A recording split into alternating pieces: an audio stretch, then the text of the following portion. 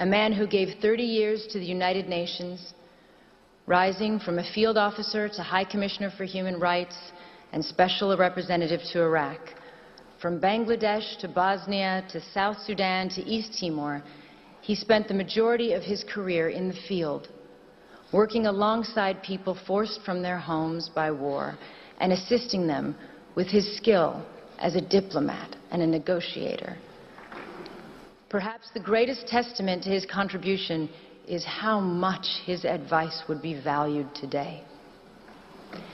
As the Syrian conflict enters its 7th year, as we live through the gravest refugee crisis since the founding of the United Nations, as 20 million people are on the brink of death from starvation in Yemen, Somalia, South Sudan, and Southeast Nigeria, I cannot imagine that there is anyone in the leadership of the United Nations who would not welcome the opportunity to consult Sergio or to send him into the field once more. He is truly missed. It is humbling for me to speak tonight in the presence of members of Sergio's family and his former colleagues. I never knew Sergio, but I have stood before the plaque in the place where he died. I felt profound sadness at the fact that the conflict in Iraq, the source of so much Iraqi suffering, to this day, had claimed the lives of men and women whose only intention was to try to improve a desperate situation. But I also saw clearly the value and nobility of a life spent in service to others. Sergio was a man who never turned down an assignment, no matter how difficult and dangerous, or as others have put it, who handled one impossible task after another. He was a man, to borrow the words of Thomas Paine, whose country was the world, whose religion was to do good. He will always remain a hero and inspiration to all who follow in his footsteps. The UN's work did not end there, in the rubble of Canal House 14 years ago.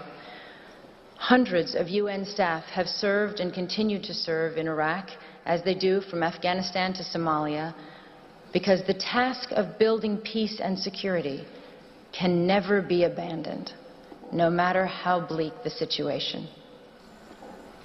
My thoughts on Sergio's life and legacy derive from my 16 years with UNHCR, the agency he spent so much of his career serving and representing.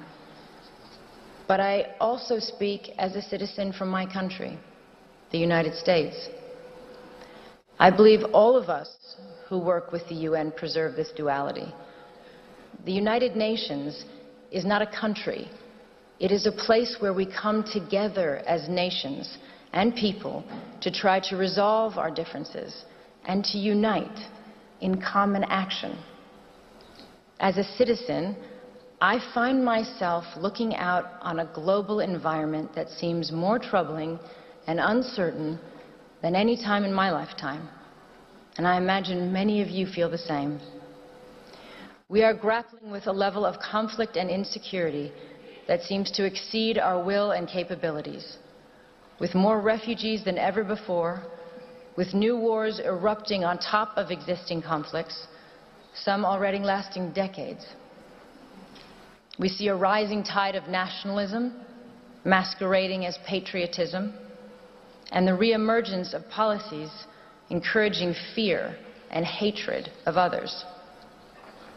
We see some politicians elected partly on the basis of dismissing international institutions and agreements, as if our countries have not benefited from cooperation but actually been harmed by it. We hear some leaders talking as if some of our proudest achievements are in fact our biggest liabilities, whether it is the tradition of successfully integrating refugees into our societies or the institutions and treaties we have built rooted in law and human rights.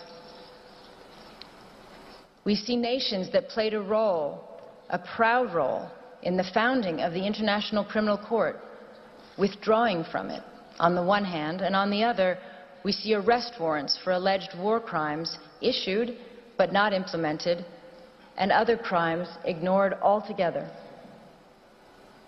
We see a country like South Sudan, ushered by the international community into independence and then largely abandoned, not by the UN agencies and NGOs, but effectively abandoned without the massive support they need to make a success of sovereignty.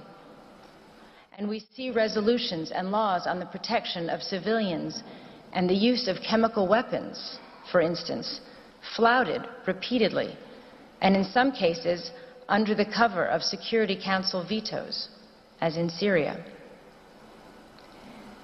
Many of these things are not new, but taken together and in the absence of strong international leadership, they are deeply worrying.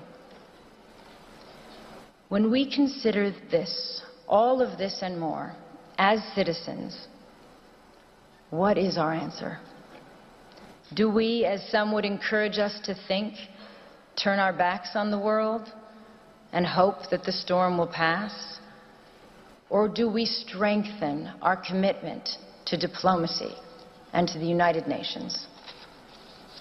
I strongly believe there is only one choice, demanded by reason as well as by conscience, which is the hard work of diplomacy and negotiation and reform of the UN.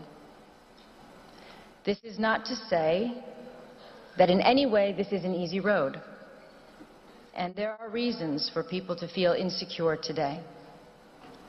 The level of conflict and lack of solutions combined with the fear of terrorism, the reality that globalization has brought vast benefits to some and worsened the lot for others, the sense of disconnect between citizens and governments, or in some countries the lack of governance, the overall feeling that for all our gains in technology and connectedness, the less we are in control of forces shaping our lives.